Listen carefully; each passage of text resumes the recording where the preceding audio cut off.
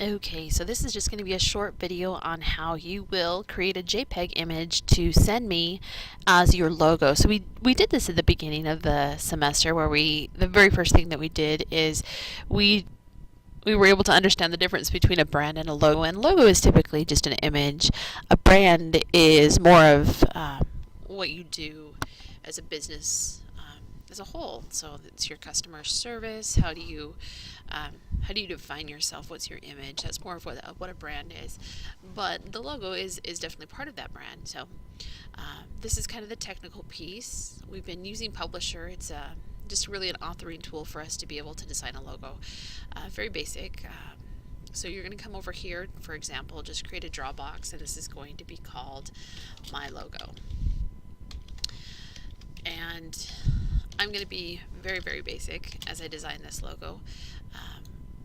But that way you can kind of get the gist of what you have to do to take a publisher file and turn it into an image file, which is what I need in order for you to be able to present. So here it says My Logo, and it could be the name of your business, and then I'm just going to take I'll just take a square, and I will put kind of offset the square over here, and maybe insert a picture. Let's do some online pictures, and just for example purposes, I'm going to do a search for a target.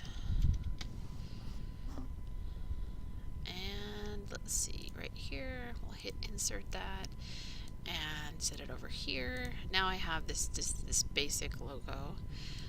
You're definitely not getting points for design, but I want to create this into an entire image. I've got several images here. Here's an image, here's an image, here's some text. And to group these, I'm going to insert an outside background. And at first it might look like I'm just covering these things up, but I'm going to create this and send it backwards so it is not on top.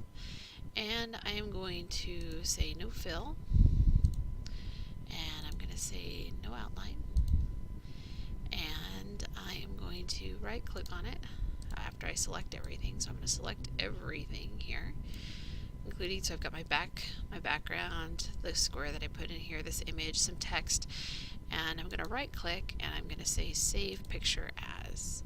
At this point it gives me some options. I'm going to save it as a JPEG image, and I'm going to call this My Logo. This is what you'll turn into me in the email, where we'll have the 4 parts of your final project, so we can have it all in the same location as you present. So that is just the basic steps in creating a logo.jpg file.